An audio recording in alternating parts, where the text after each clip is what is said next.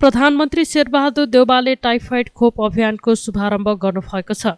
काठमाडौँको रानीपोखर स्थित दरबार हाई स्कुलमा बिहिबार आयोजित कार्यक्रममा प्रधानमन्त्री देउवाले यही चैत 25 देखि आगामी वैशाख 18 गतेसम्म देशैभर टाइफाइड खोप अभियान तथा राष्ट्रिय खोप कार्यक्रममा नियमित खोप मार्फत टाइफाइड खोपको शुभारम्भ गर्नुभएको हो। कार्यक्रममा प्रधानमन्त्री देउवाले कोभिड संक्रमण नियन्त्रणमा सफलता पाए जस्तै टाइफाइडमा पनि सफलता पाउने विश्वास व्यक्त गर्नुभयो। उहाँले यस अभियानबाट देशका 15 महिनादेखि 15 वर्ष उमेर समूहका करिब 75 लाख बालबालिका लाभान्वित हुने उल्लेख गर्नुभयो। उहाँले राजधानी लगायत शहरी क्षेत्रमा फोहोरको समस्याको दिगो समाधानका लागि फोहोरको प्रशोधन प्लान्ट स्थापना गरी त्यसबाट ग्यास तथा विद्युतीय ऊर्जा उत्पादन गर्न सकिने हुँदा यसतर्फ लाग्न स्थानीय निकायहरूलाई आग्रह गर्नुभयो। उहाँले राजधानी काठमाडौँमा फोहोरको समस्याले सौन्दर्यतामा ह्रास आउनुका साथै अनेक रोगको संक्रमण फैलिने जोखिम रहने हुँदा फोहोर व्यवस्थापनमा ध्यान दिनुपर्ने बताउनुभयो। विभागहरू अनि सम्पूर्ण सरकारलाई सबै लक्षित सबै बालबालिकालाई खोप दिलाउने कार्यमा सहयोग गर्न सहभागी हुन म सबैलाई आग्रह गर्दछु। जसरी हामीले कोभिडको खिलाफको लडाइँमा धेरै हदसम्म सफलता पाएका छौँ, मलाई विश्वास छ यो टाइफाइड रोगको खिलाफमा पनि हामी अवश्य नै सफल हुनेछौँ।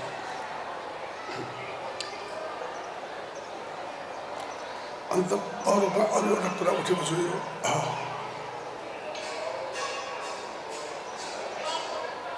जो यो फोहोर व्यवस्थापनको कुरा उठेको छ कि मेरो साथीले पनि भन्नुभएको छ, यो चाहिँ अति जरुरी भइसकेको छ। म केही दिन अगाडि धरानमा त्यहाँ ट्रिटमेन्ट प्लान्ट राखेर फोहोर व्यवस्थाबाट ग्यास निकालेर त्यहाँ चाहिँ टेम्पो जस्ता यो चाहिँ सानसाना गाडीहरू भयो, त्यो चाहिँ नि समेत चलाउने देखियो मैले।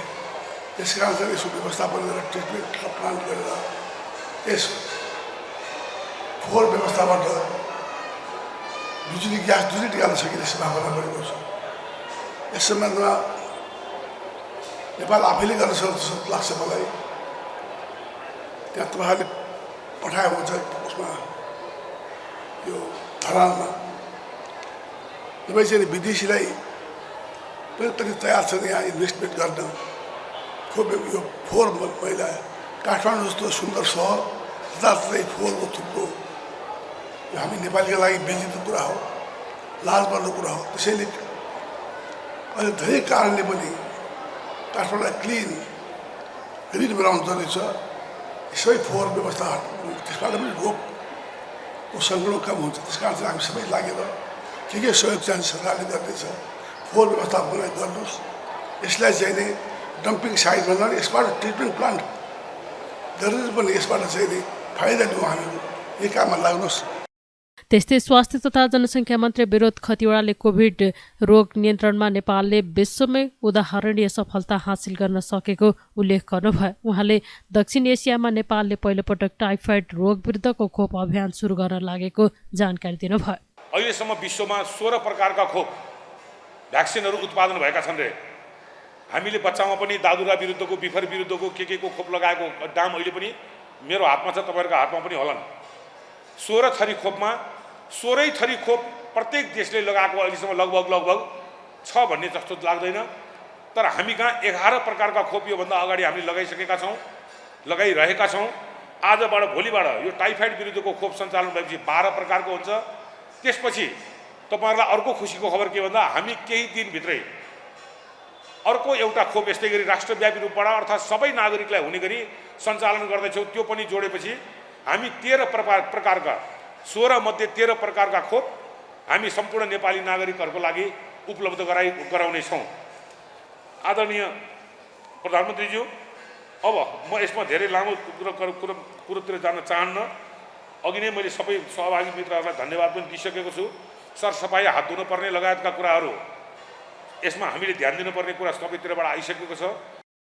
राष्ट्रिय खोप कार्यक्रमलाई सरकारले पहिलो प्राथमिकता एवं जनस्वास्थ्यको सफल कार्यक्रमको रूपमा लिएको छ। नेपालमा अझै पनि टाइफाइड रोगको उच्च संक्रमण र जोखिम रहनका साथै अस्पताल भर्ना हुने कारणमध्ये प्रमुख 5 भित्र रहेको देखिएको छ। खोप सुरुमा 15 महिनादेखि 15 वर्ष उमेर समूहमा देशैभर अभियान मार्फत सञ्चालन गरी त्यसपछि नियमित खोप मार्फत 15 महिनाको बालबालिकालाई निरन्तर उपलब्ध गराइने स्वास्थ्य मन्त्रालयले जनाएको छ।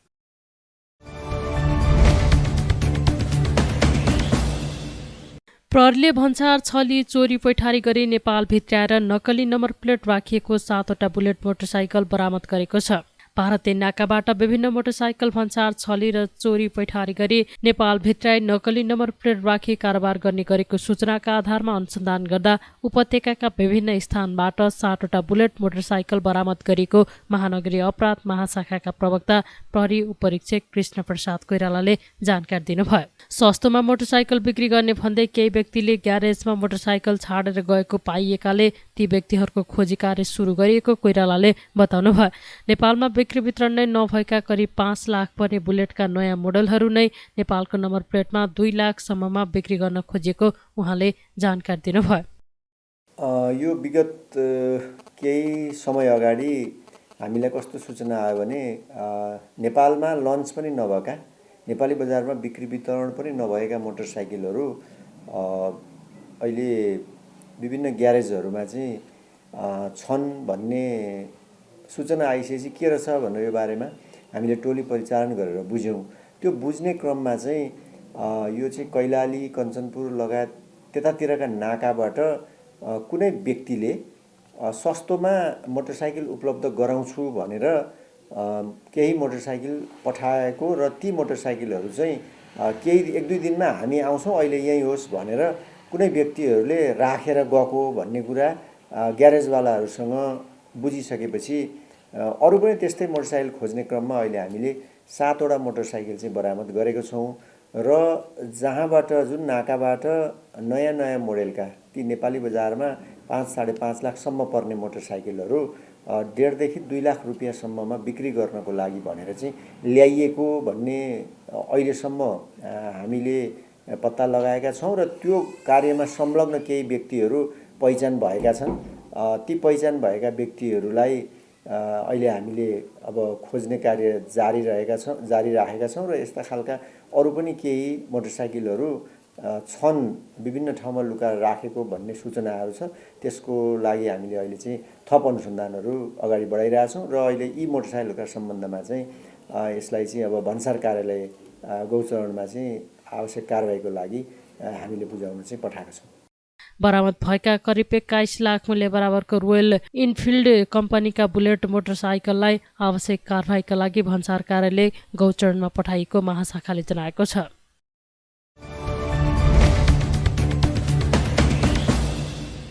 स्वास्थ्य तथा जनसङ्ख्या मन्त्री विनोद खतिवडाले नसर्ने रोगहरूको रोकथाम र नियन्त्रणमा बहुपक्षीय समन्वय र सहकारी आवश्यक रहेको बताउनु भएको छ। बिहिबार मन्त्रालयमा आयोजित नसर्ने रोगको रोकथाम र नियन्त्रणका लागि बहुक्षेत्रीय कार्ययोजना सार्वजनिक कार्यक्रममा मन्त्री खतिवडाले नसर्ने रोगबाट उत्पन्न परिस्थितिलाई सम्बोधन गर्नका लागि बहुपक्षीय समन्वय तथा सहकारी आवश्यक रहेको धारणा राख्नु भएको हो। मन्त्री खतिवडाले राज्यका सबै नीतिको मूल प्रवाहमा नसर्ने रोगका विषयलाई सापेक्ष बनाई स्थानीय स्तरसम्म प्रभावकारी कार्यान्वयन गर्न आवश्यक रहेको धारणा पनि राख्नुभयो। उहाँले यस सम्बन्धी कार्ययोजनाको प्रभावकारी कार्यान्वयन गरेर सबै नागरिकलाई स्वस्थ बनाइने जिकिर गर्नुभयो।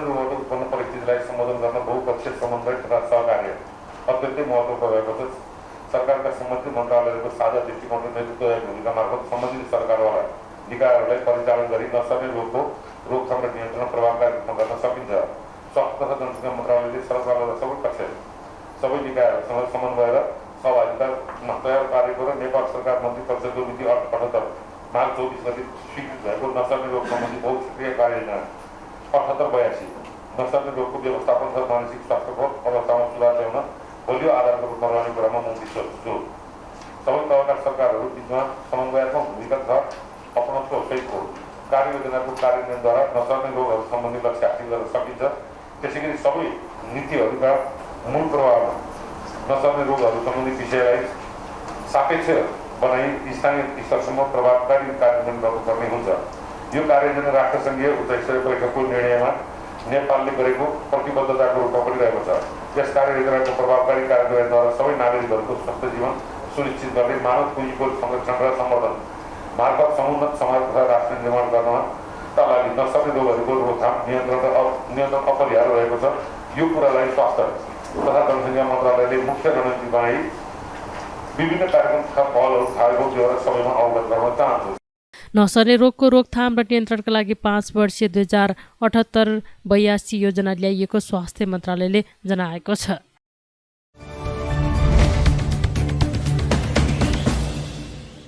निर्वाचन आयोगले स्थानीय तह निर्वाचन सञ्चालन तथा व्यवस्थापनका लागि 71 जना नयाँ निर्वाचन अधिकृत नियुक्त गरेको छ।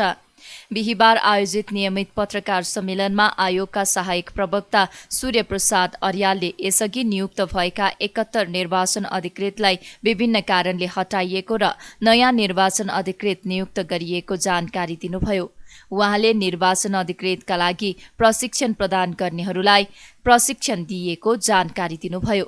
त्यस्तै आयोगले आचार संहिताको कार्यान्वयनका लागि विभिन्न दलबाट प्रतिबद्धता लिएको बताउनुभयो। उहाँले एमालेले आचार संहिताका केही विषयमा अस्पष्टता जाहेर गर्दै पत्र बुझाएको धारणा राख्नुभयो। अर्यालले मतपत्र छपाईको कार्य सुरु भइसकेको र दुर्गम स्थानमा ढुवानी गर्नका लागि सो क्षेत्रको मतपत्र छपाईलाई प्राथमिकतामा राखिएको जानकारी दिनुभयो। मिति 2078-12-22 गते स्थानीय तह निर्वाचन 2079 का लागि निर्वाचन आचार संहिता 2078 को प्रभावकारी कार्यान्वयन गर्ने सम्बन्धमा स्थानीय तह निर्वाचनमा भाग लिन आयोगमा दर्ता भएका राजनीतिक दलबाट प्रतिबद्धता लिने सम्बन्धी बैठक सम्पन्न भएको छ। त्यसैगरी दोस्रो महत्त्वपूर्ण क्रियाकलापको रूपमा स्थानीय तह निर्वाचन 2079 मा खटिने निर्वाचन अधिकृतहरूका लागि प्रशिक्षण प्रदान गर्नका लागि मिति 2078-12-23 गते हिजो निर्वाचन व्यवस्थापन तथा सञ्चालन मुख्य प्रशिक्षण कार्यक्रम काठमाडौँमा सम्पन्न भएको छ। मुख्य प्रशिक्षण कार्यक्रममा सहभागी हुनुभएका सहभागीहरूले 2078 चैत्र 30 गते र 2079 साल वैशाख 2 गते प्रदेश स्तरमा सञ्चालन हुने 8 स्थानमा हुने प्रशिक्षण कार्यक्रममा मुख्य निर्वाचन अधिकृत र निर्वाचन अधिकारीहरूलाई प्रशिक्षण प्रदान गर्ने कार्यक्रम रहेको छ। त्यसैगरी अर्को महत्त्वपूर्ण निर्णय भएको छ। निर्वाचन सञ्चालन तथा व्यवस्थापनका लागि आएको निर्णय बमोजिम यसअघि तोकिएका निर्वाचन अधिकृतहरूमध्ये 2078-12-23 को निर्णय अनुसार 71 जना निर्वाचन अधिकृतलाई विभिन्न कारणले उहाँहरूको त्यो जिम्मेवारी वहन गर्न नसक्ने भएको कारण भएको हुनाले त्यो जिम्मेवारीबाट हटाइएको छ भने 71 जनालाई निर्वाचन अधिकृतको रूपमा नयाँ नियुक्ति गरिएको छ। धन्यवाद। आरम्भ भएको छ। अब यो एउटा छपाईको कार्य तोकिएकै समयभित्र सक्नुपर्ने एउटा जटिल व्यवस्थापकीय काम हो र सँगसँगै ढुवानी वितरण र ढुवानीका कुराहरू पनि त्यत्तिकै महत्त्वपूर्ण हुन्छन्। त्यसैले विशेष गरी चाहिँ हामीसँग छोटो समयमा दुर्गम ठाउँमा जहाँ ढुवानी गर्ने विकल्पहरू सीमित छन्, कतिपय ठाउँहरूमा त हेलिकप्टरबाट पनि पठाउनु पर्ने स्थिति हुन्छ। त्यसैले पहिला हामी दुर्गम क्षेत्र अथवा हिमाली क्षेत्रका चाहिँ मतपत्रहरू चाहिँ को सुनिश्चितता गरिसकेपछि अनि क्रमशः चाहिँ सुगमी स्थानका चाहिँ मतपत्रहरू छाप्नेछौँ। क्रमशः अब उच्च हिमाली क्षेत्रका जिल्लाहरूको मतपत्र छाप्ने काम क्रमशः अगाडि बढेको छ। अब दिनमा करिब 3-4 लाख मतपत्रहरू अथवा त्योभन्दा बढी चाहिँ सङ्ख्यामा स्पिड बढाउनु पर्यो भने पनि त्यही अनुसार चाहिँ व्यवस्थापन गरेर हामी छाप्ने काम गरिरहेका छौँ। अब यसो छ, यो कार्यदेश अनुसार चाहिँ कति दिनभित्र चाहिँ बुझाइसक्नुपर्ने भन्ने चाहिँ हुन्छ होइन। जस्तै अब यो मैले जानकारी पाए अनुसार चाहिँ अब यो प्लास्टिकका प्याक गर्ने चाहिँ थैला लगायतका त्यस्ता सामग्रीहरू जुन चाहिँ चाँडै नै सप्लाई हुन सक्छन् त्यस्ता खालका सामग्रीहरू आएका छन्। अरू आउने क्रम पनि जारी छ। अब यो विविध कारणले स्वास्थ्यको कारणले अथवा अन्य कुनै कारणले चाहिँ जान नसक्ने असमर्थता प्रकट गर्दै आयोगमा निवेदन दिनुभएको छ। त्यो निवेदन उप चाहिँ आयोगले छलफल गरेर उहाँहरूलाई चाहिँ यो जिम्मेवारी नतोकेर अब उहाँहरूले त्यो जिम्मेवारीबाट हटाएर नयाँ सूची प्राप्त भएका मध्येबाट चाहिँ नयाँ जिम्मेवारी तोकिनुभएका निर्वाचन अधिकृतहरूको 71 जना। उहाँले निर्वाचनका लागि आवश्यक सामग्रीहरू आउने क्रम जारी रहेको पनि बताउनुभयो।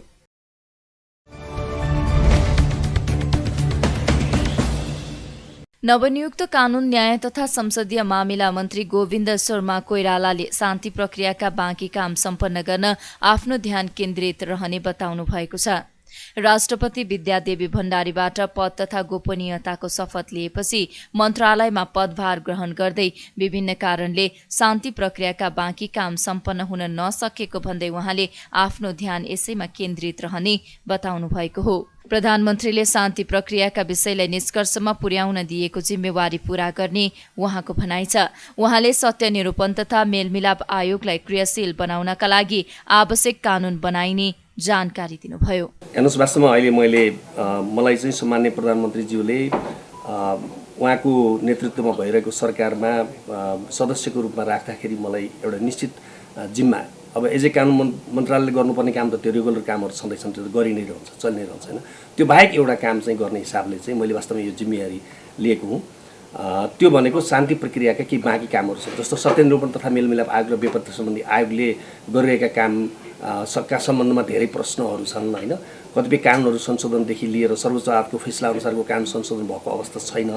त्यसले गर्दाखेरि भनौँ न अब त्यसले प्रपरली फङ्सन गर्न सकिरहेको छैन। यी लगायतका तमाम कामहरू पीडितलाई न्याय दिलाउनेदेखि लिएर यो शान्ति प्रक्रियाका बाँकी कामहरू चाहिँ सम्पन्न गर्नुपर्ने भावनाले त्यही जिम्मेवारीको लागि म आउनाले मेरो सम्पूर्ण फोकस चाहिँ त्यही रहन्छ। प्रधानमन्त्री देउवाको सिफारिसमा कोइराला कानून मन्त्रीमा नियुक्त हुनुभएको हो।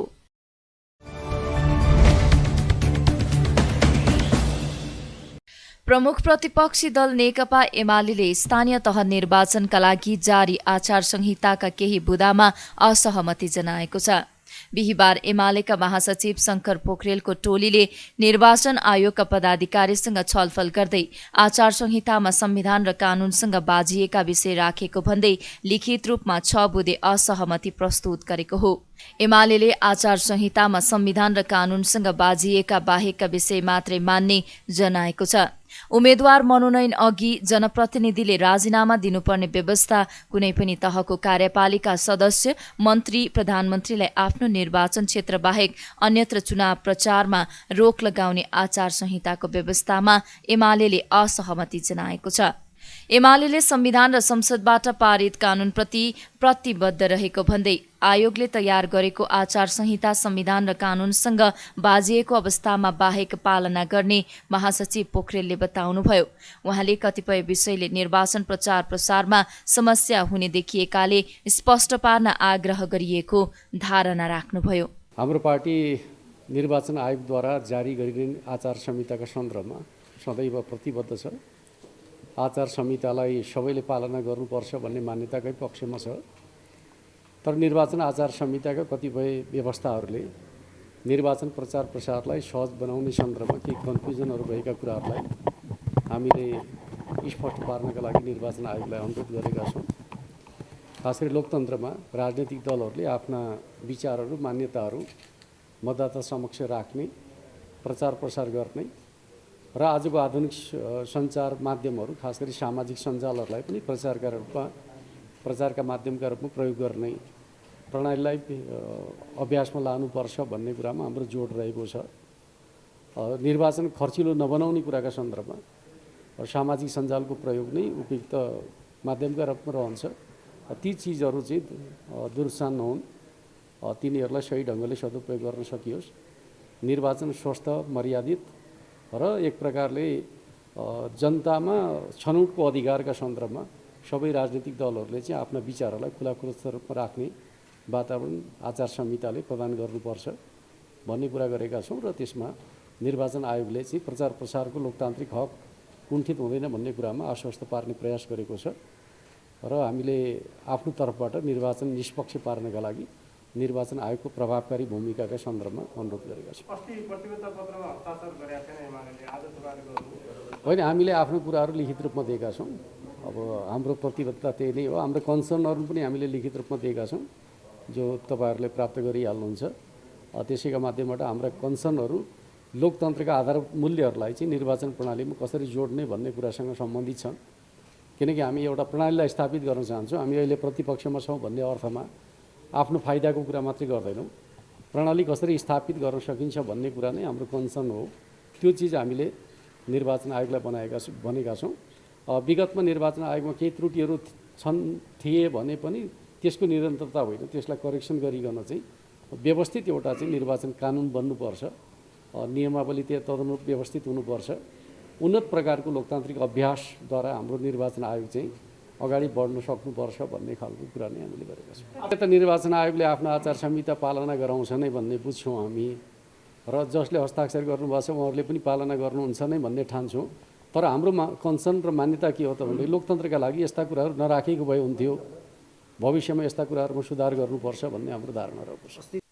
त्यस्तै एमाले उम्मेद्वारले आफ्नो कार्यालय बाहेक अन्यत्र झण्डा र चुनाव चिन्ह प्रयोग गर्न नपाउने, अनलाइन र वेब पेजबाट जुलुस तथा सभाको प्रचार गर्न नपाउने व्यवस्थाको पनि आशय खुलाउन माग गरेको छ।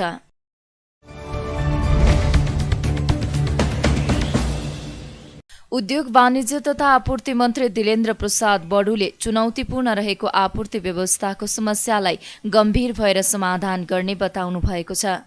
बिहिबार सिंहदरबारमा पदभार ग्रहण गर्दै मन्त्री बडुले खाद्यान्नदेखि पेट्रोलियम पदार्थको आपूर्तिमा देखिएको समस्यालाई समाधान गर्ने बताउनु भएको हो। यसका लागि अल्पकालीन र दीर्घकालीन योजना बनाएर समाधानको प्रयास खोजिने र सरोकारवालासँग छलफल गरिने उहाँले बताउनुभयो। उहाँले थप मूल्य वृद्धिको भार जनतालाई नपर्ने गरी देखिएका समस्याको समाधान खोजिने उल्लेख गर्नुभयो। यो मन्त्रालय उद्योग पनि छ, यसको कार्यक्षेत्र वाणिज्य पनि छ, आपूर्ति व्यवस्था पनि छ। यसरी हेर्दा यो मन्त्रालय अर्थतन्त्रको मेरुदण्ड पनि हो, अर्थतन्त्रसित जोडिएको छ राष्ट्रको, र व्यापारिक वाणिज्यसित पनि जोडिएको छ। जस्तै आयात र निर्यातको सन्तुलनलाई पनि यसले बनाउन सक्नुपर्छ। त्यो ग्याप बढ्दो छ, यो पनि एउटा चुनौती छ। र अर्को कुरा आपूर्ति व्यवस्था अझ बढी चुनौतीपूर्ण छ, जुन हामी तपाईँ र सर्वसाधारण जनताको दैनन्दिनीसित जोडिएको विषय छ। मूल्य वृद्धि हुने अवस्था छ। यता रुस र युक्रेनको युद्धका कारणले विश्वभरि नै एउटा प्रभाव परेको छ। पेट्रोलियम पदार्थको मूल्य वृद्धि भइरहेछ र त्यो हामीमा पनि, हाम्रो मुलुकमा पनि त्यसको सिधै प्रभाव देखिएको छ। त्यसकारणले हामीले यसको मूल्य समायोजनको विषयलाई सामूहिक रूपमा यो चुनौतीहरूलाई हामीले फेस गर्नुपर्ने अवस्था छ। हुनसक्दछ जनताले कतिपय कम आवश्यकताका क्षेत्रमा कटौती गर्नुपर्ने पनि हुनसक्दछ, र हामीले इन्धनको आपूर्तिले गर्दा पर्न सक्ने प्रभाव त ढुवानीमा पर्यो। ढुवानीमा पर्दा मूल्य सबै कमोडिटीको मूल्यहरूमा पर्ने भयो। त्यसकारणले पनि त्यसको प्रयोगमा कमी गर्ने हो कि अथवा यी सबै चुनौतीहरूलाई हामीले सबैले भोगिरहेको चुनौती हो। तर यो मन्त्रालयले त्यसलाई सामना गर्न के तयारी गरिरहेको छ त्यसलाई मैले बुझ्नु बाँकी छ। मैले आज साथीहरूसँग उहाँहरू त बसेको छु। भोलिदेखि म सम्पूर्ण अहिलेको पछिल्लो अवस्था के हो र त्यसको निराकरणको तयारी के हो तपाईँहरूको मैले जान्ने कोसिस गरेको छु। म उहाँहरूसित तुरन्तै भोलिदेखि नै बस्छु। प्रधानमन्त्री शेरबहादुर देउवाको सिफारिसमा राष्ट्रपति विद्यादेवी भण्डारीले मन्त्री बडुलाई नयाँ जिम्मेवारी दिनुभएको हो। यसअघि उहाँले कानून, न्याय तथा संसदीय मामिला मन्त्रालयको जिम्मेवारी सम्हाल्दै आउनुभएको थियो।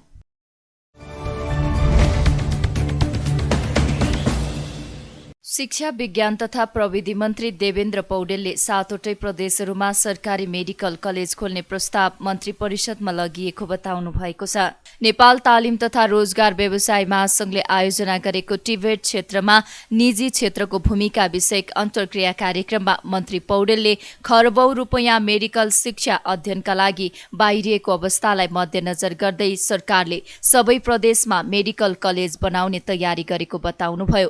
सरकारले नेपालमै मेडिकल शिक्षा अध्ययनका लागि सरकारी मेडिकल कलेजहरूको स्थापना गरेर अघि बढ्ने निष्कर्ष निकालेको उहाँको भनाइ छ। हामीले विद्यालय शिक्षामा पनि युनिभर्सिटीमा भनिसकेका छौँ, हामीले भन्ने कुरा गरेका छौँ।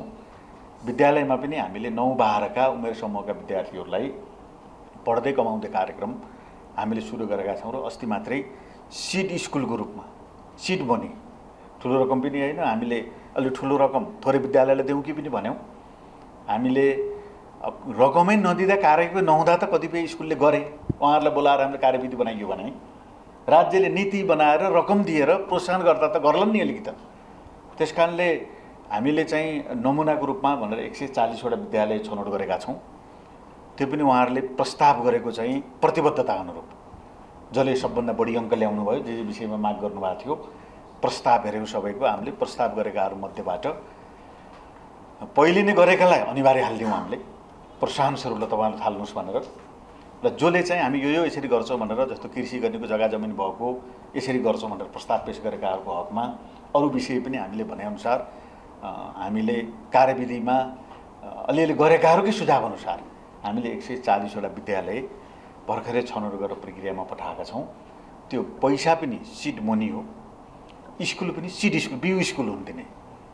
अब उनीहरूले राम्रो गरे भनेदेखि हामी चाहिँ थप विद्यालयहरूमा जोड्दै जाने र उच्च शिक्षामा पनि यहाँ युनिभर्सिटीका प्राज्ञज्यूहरू हुनुहुन्छ, केही कामहरू पनि गरेको जानकारी छ र हामीले उच्च शिक्षामा पनि यो विषयलाई चाहिँ अगाडि बढाउनु भनेका छौँ। र यसरी चाहिँ यो पढ्दै कमाउँदै र अर्न एन्ड लर्न जस्ता प्रोग्रामहरूलाई हामीले युनिभर्सिटीसम्म पनि पुर्याएर संविधानको भाषा अनुरूप हामीले अलिकति खास गरी वैज्ञानिक र रोजगारमूलक शिक्षा, वैज्ञानिक पनि हुनु पर्यो, रोजगारमूलक पनि हुनु पर्यो। देशमा जे आवश्यकता छ, जस्तो जनशक्ति उत्पादन गर्न जरुरी छ, त्यही जनशक्ति उत्पादन गरियो भने त्यो जनशक्ति चाहिँ देशमा बस्छ, देशमा काम गर्छ। नेपाल तालिम तथा रोजगार व्यवसाय महासंघका अध्यक्ष अच्युत नेपालले विदेश जाने युवाले तालिम लिए विदेशमा समेत राम्रो अवसर पाउने गरेको बताउनुभयो।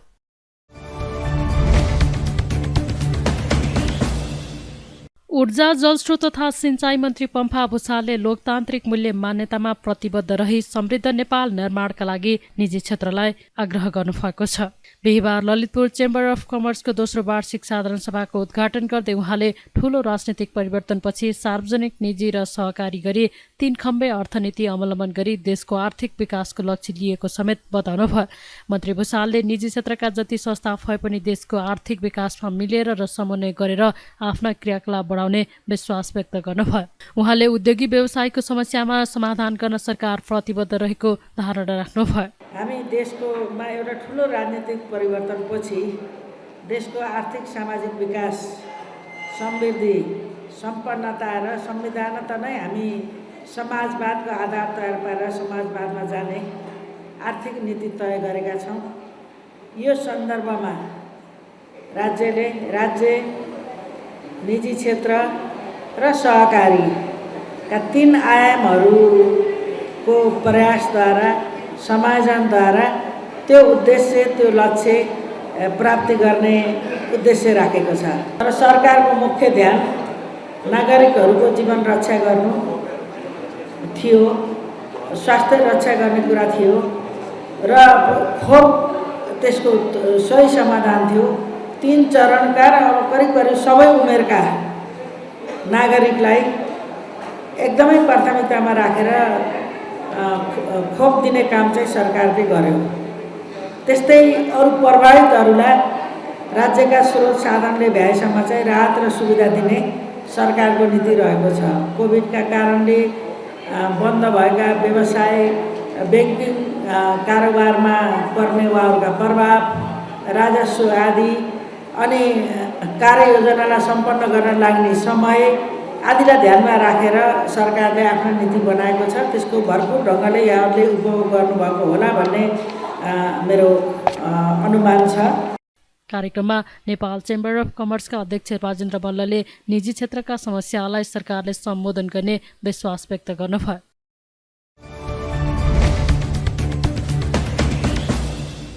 नेपाल राष्ट्र बैङ्कका कार्यकारी निर्देशक तथा प्रवक्ता डाक्टर गुडाकर भट्टले नेपालको अर्थतन्त्रको अवस्था भयावह नभएको बताउनु भएको छ। रिपोर्टर्स क्लब नेपालले बिहिबार काठमाडौँमा आयोजना गरेको साक्षात्कारमा वर्तमान अवस्थामा अर्थतन्त्र भयावह अवस्थामा नरहेको र अर्थतन्त्रका आधार कमजोर नरहेको भन्दै अहिले देखिएका दबावलाई पनि भोलिका दिनमा सम्बोधन गर्न सकिने बताउनुभयो। उहाँले नेपालको मुद्रास्फीतिमा पनि समस्या परेको उल्लेख गर्नुभयो। शोधान्तरण स्थिति नेपालबाट कति रकम बाहिर गयो र नेपालमा कति रकम बाहिरबाट आयो भन्ने कुरा हेर्दा शोधान्तरण स्थिति 247 अर्बले घाटामा रहेको उहाँले बताउनुभयो। भट्टले गत वर्ष मात्रै नेपालले 50 अर्बको चामल आयात गरेको तथ्याङ्क उल्लेख गर्दै यो वर्षको 8 महिनामा मात्रै हेर्दा 37 अर्बको चामल आयात गरेको जानकारी दिनुभयो। विश्व स्तरमै जुन घटनाक्रमहरू अहिले विकास भइरहेछन् त्यसले समष्टिगत आर्थिक व्यवस्थापन सामान्य भाषामा जनताले बुझ्ने भाषामा भन्ने हो भने अर्थतन्त्रलाई चलाउने कुरामा चुनौती चाहिँ थपेको छ। तर त्यो चुनौतीको व्यवस्थापन कसरी गर्ने भन्ने विषय चाहिँ अत्यन्त संवेदनशील छ। नेपालमा पनि अहिले मुद्रास्फीतिको चाप अन्तर्राष्ट्रिय परिस्थितिका कारणले गर्दाखेरि विश्व बजारमा पेट्रोलियम पदार्थको मूल्य वृद्धि भएको छ। त्यसको परिणामस्वरूप हामी कहाँ पनि मूल्य वृद्धि हुने मुद्रास्फीति हुने प्रबल सम्भावना छ र केही मुद्रास्फीति बढ्ने प्रवृत्ति देखिरहेको पनि छ। दोस्रो, भोलि हाम्रा पनि कतिपय उद्योगहरू कतिपय कच्चा पदार्थको आपूर्ति अनिश्चित भइरहेका कारणले प्रभावित हुन सक्छन् र तेस्रो पक्ष भनेको जुन निरन्तर अहिले दबावमा रहिरहेको छ, हामी सबैको चर्चामा रहेको देखिन्छ, विदेशी विनिमय सञ्चित छ। र त्यो विदेशी विनिमय सञ्चित गत वर्षको भन्दा उल्लेख्य चाहिँ केही घटेको अवस्था हो। गत वर्ष हामीसित 12 महिनाको वस्तु तथा सेवा आयात धान्न पुग्ने यही बेलामा हेर्दाखेरि त्यति विदेशी विनिमय सञ्चित थियो भने अहिले त्यो घट्दै आएर 6.7 महिनाको वस्तु तथा सेवा आयात धान्न पुग्ने विदेशी विनिमय सञ्चितमा झरेको छ। हाम्रो शोधनान्तर स्थिति भनेर भन्छौँ, ब्यालेन्स अफ पेमेन्ट्स भन्छौँ, अथवा नेपाल भित्रिने रकम र नेपालबाट बाहिरिने रकमको ग्याप हेर्दाखेरि त्यसको बीचको दूरी हेर्दाखेरि नेपालबाट बढी रकम बाहिर गएको अवस्था छ। त्यो भनेको विदेशी विनिमय सञ्चितमा दबाव हो। शोधनान्तर स्थिति जसलाई हामी भन्छौँ अलिकति बढी आर्थिक भाषामा इकोनोमिक टर्मिनोलोजीमा र सामान्य मान्छेले बुझ्ने भाषामा नेपालमा कति रकम बाहिरबाट आएको छ र नेपालबाट कति रकम बाहिर गयो भनेर हेर्दाखेरि हाम्रो शोधनान्तर स्थिति 247 अर्बले घाटामा रहेको अवस्था छ। र त्यो 247 अर्बले घाटामा रहनु भनेको के हो त भनेर भन्दा हामीसित भएको विदेशी विनिमय सञ्चित घटेको अवस्था हो। त त्यो विदेशी विनिमय सञ्चित निरन्तर घट्दा भोलि कतिपय हामीले अत्यावश्यक खाद्यान्नसित सम्बन्धित वस्तुहरू, औषधिहरू, उपकरणहरू, मसिनरीहरू जुन आयात गर्छौँ त्यसको आयात त कतै प्रभावित हुँदैन कि भन्ने आशंका चाहिँ बढ्छ। त्यो आशंका बढेकै कारणले अहिले एउटा चिन्ता के गरिएको हो त, चासो के गरिएको त भनेर भन्दाखेरि विदेशी विनिमय सञ्चितको हामीले जतन गर्नुपर्छ अथवा त्यसलाई अलिकति प्रायोरिटीमा राख्नुपर्छ, प्राथमिकतामा राख्नुपर्छ।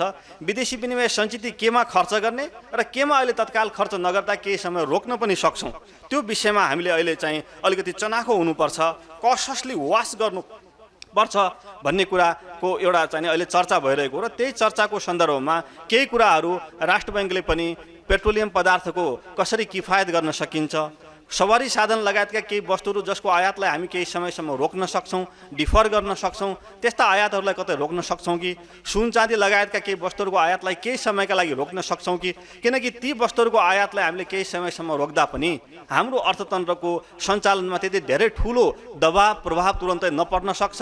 तर विदेशी विनिमय सञ्चितमा ठुलो दबाव पर्दा भोलि औषधि नै किन्नका लागि आवश्यक पर्ने विदेशी विनिमय सञ्चित अथवा कतिपय खाद्यसित सम्बन्धित पदार्थहरू वस्तुहरू छन्। उदाहरणका लागि गत वर्ष हामीले 50 अर्बको चामल आयात गरेका छौँ। यहाँहरू सबैलाई तथ्याङ्क थाहा भएकै हो। यो वर्षको 8 महिनामा मात्रै हामीले हेर्दाखेरि 37 अर्बको चामल आयात गरेका छौँ। यो वर्षको 8 महिनामा मात्रै हेर्दाखेरि हामीले करिब 27 अर्बको तरकारी आयात गरेका छौँ, करिब 16 अर्बको फलफुल आयात गरेका छौँ। त यी हाम्रा जीवनका अत्यावश्यक वस्तुहरू भइहाले, इसेन्सियल वस्तुहरू, इसेन्सियल गुड्स भित्र यिनीहरू पर्छन्। इसेन्सियल कमोडिटिज हुन्, नभई नहुने वस्तुहरू हुन्। अब भोलि आन्तरिक रूपमा उत्पादन गर्छौँ र यसमा हामी सेल्फ डिपेन्डेन्ट बन्छौँ, आत्मनिर्भर बन्छौँ भन्ने विषयमा केही समय लाग्न सक्छ। यो विषयमा हामी निरन्तर चिन्तन गर्छौँ, मन्थन गर्छौँ, फेरि समय घर्किन्छ, फेरि हामी यसमा चाहिँ अलिकति बढी डिपेन्डेन्ट भइरहेछौँ। त्यसैले भोलि औषधि लगायतका वस्तुहरू आयात गर्नका लागि पनि हामीले विदेशी विनिमय सञ्चित जतन गर्नुपर्छ। औषधि लगायतका अत्यावश्यक वस्तु आयात गर्नका लागि पनि विदेशी विनिमय सञ्चित जतन गर्नुपर्ने उहाँको भनाइ छ। अहिलेको मूल्य वृद्धिले पेट्रोलियम पदार्थको उपभोगमा अलिकति किफायती बन्नुपर्छ भन्ने देखाएको र विदेशी विनिमय सञ्चितमा चनाखो हुनुपर्ने उहाँले बताउनुभयो।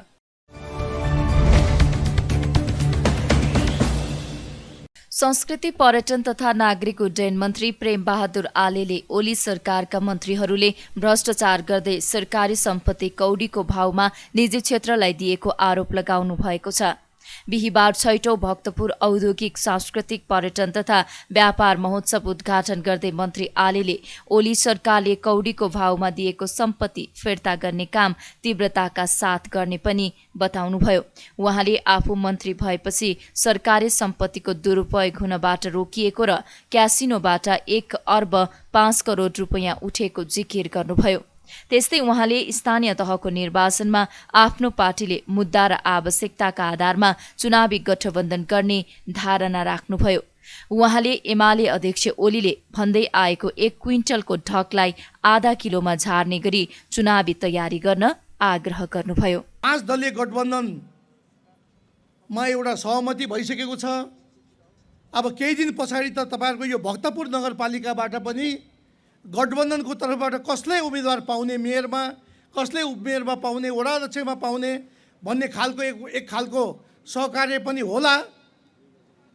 यो 77 जिल्लामा गठबन्धनको सरकारले अहिले जिल्लामा गृह कार्य भइराखेको छ र सबै प्रमुख दल एक ठाउँमा हुँदाखेरि पनि अहिले नेकपा एमालेका नेता केपी शर्मा ओलीले जुङ्गा हल्लाई उहाँले भनिराख्नु भएको छ 1 किलोका 5वटा ढक र 1 क्विन्टल आफू भनेर उहाँले आफूलाई त्यो संज्ञा दिनुभएको छ। म यही मञ्चबाट भन्न चाहन्छु, साथीहरू यहाँ विभिन्न पार्टीका गठबन्धनका साथीहरू मैले बढी जस्तो देखिराखेको छु। तपाईहरु एकजुट भएर कम्मर कसेर तपाईहरु लाग्नुहोस्। त्यो 1 क्विन्टललाई तपाईहरु चाहिने आधा किलोमा तपाईहरु झार्नुहोस्। हामी तपाईहरुको साथमा छौँ। तपाईहरुलाई थाहा छ, म संस्कृति पर्यटन तथा नागरिक उड्डयन मन्त्रालयको जिम्मेवारी सम्हालिसकेपछि विगतमा भएका विकृतिहरू, विसङ्गतिहरू भारतका सम्माननीय प्रधानमन्त्री नरेन्द्र मोदीले 25 करोड रुपियाँ भारू धर्मशाला बनाउनको लागि दिएको थियो। धर्मशाला 19 रोपनी जग्गामा त्यो धर्मशाला बनाइयो, तर केपी ओलीको नेतृत्वमा भएको सरकारले कौडीको भावमा बतासलाई बुझाउने कामहरू भएको छ। ती तत्त्वहरूलाई अहिले मैले खोजेर बाहिर उजागर गर्दैछु। अहिले मेरो मन्त्रालयमा चाङका चाङ मुद्दाहरू छन्। विगतमा विभिन्न क्यासिनो सञ्चालन गर्ने तर राज्यको ट्याक्स नतिर्ने यस्ता छाडा प्रवृत्तिहरूलाई ठेकान लगाउनको लागि म यहाँ उपस्थित भएको छु। मैले अहिलेसम्म करिब 1 अर्ब 5 करोड रुपियाँ चाहिने तपाईँको रोयल्टी मैले उठाएको छु र 3टा क्यासिनोले पटक ताकेता गर्दा पनि वास्ता गरेन। मन्त्रालयको ढोकासम्म आउने, मन्त्रीज्यूलाई भेटौँ भन्ने, पहिला ट्याक्स पे गरेर आउनुहोस् अनि मात्रै भेट्नुहोस् भन्दाखेरि उनीहरू चाहिने त्यसपछि गएर विभिन्न शक्ति केन्द्रमा धाए। मैले 35 दिने सूचना निकालेँ, टस बस भएन। मैले 15 दिने सूचना निकालेँ, कुनै वास्ता भएन। अन्तिम पटक भनेर 7 दिने सूचना निकालेँ गोरखापत्रमा। त्यो बेला 1 अर्ब 5 करोड रुपियाँ रोयल्टी र नवीकरण दस्तुर ट्याक्स मैले उठाएँ। पछि अन्तिम पटक भनेर फेरि अन्तिम मौका 5 दिनको लागि दिए, तर वास्ता गरेन। 90 करोड रुपियाँ राज्यको ट्याक्स असुल गर्न पर्ने। विगतमा जति पनि मन्त्री आएका थिए 1 करोड 2 करोड उनको खोल्टीमा हालिदियो, मन्त्री चुपचाप बस्थे। त्यो विगतको सरकारबाट यस्ता गतिविधि भएर आइराखेको थियो। त्यसो भएको हुनाले यी सबै तत्त्वहरूलाई ठेकान लगाउनको लागि मेरो पार्टीका आदरणीय नेता पूर्व प्रधानमन्त्री माधव कुमार नेपालले मलाई यो जिम्मेवारी सुम्पिनु भएको छ। 3 करोड नेपाली जनताको शिर ननिउरिने गरी मैले काम गर्छु र जुन दिन मैले मेरो कामबाट म चाहिँ विचलित भयो भने 1 सेकेन्ड पनि म त्यो पदमा बस्नेवाला छैन। आदरणीय जनसमुदाय, कोरोनाका कारण 2 वर्ष थला परेको पर्यटन क्षेत्रलाई माथि उकास्नका लागि सबै क्षेत्रबाट सहयोग जरुरी रहेको मन्त्री आलेले उल्लेख गर्नुभयो।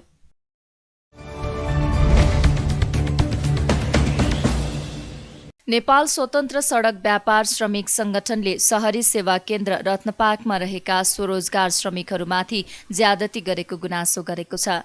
बिहिबार काठमाडौँमा पत्रकार सम्मेलन गर्दै संगठनले काठमाडौँ महानगरको आतंक बन्द नभए कडा आन्दोलन गर्ने चेतावनी दिएको छ।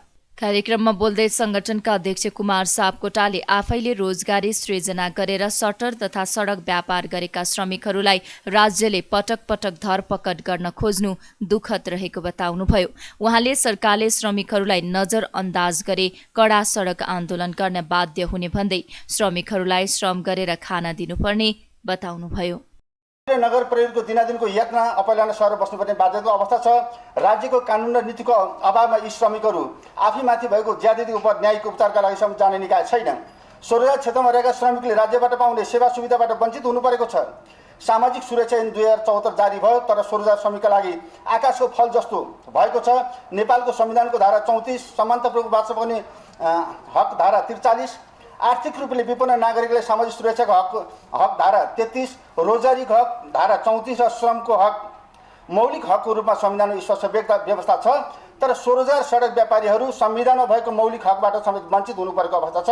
स्वरोजगार श्रमिकका लागि सामाजिक सुरक्षा भन्ने कुरा गोलमटोल रूपमा आएको छ, तर राज्यले भनेको स्वरोजगार श्रमिकको परिभाषाभित्र यी सडकमा व्यापार गर्ने श्रमिकहरू समेटेका छैनन्। राज्य र स्थानीय निकायले सडक व्यापारीको सामान जफत गरी लिलाम गरेको छ।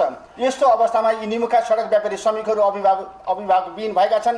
हामीलाई विश्वास छ हाम्रा मागहरूलाई राज्यले सकारात्मक रूपमा लिई पूरा गर्नेतर्फ आवश्यक कदम चाल्नेछ।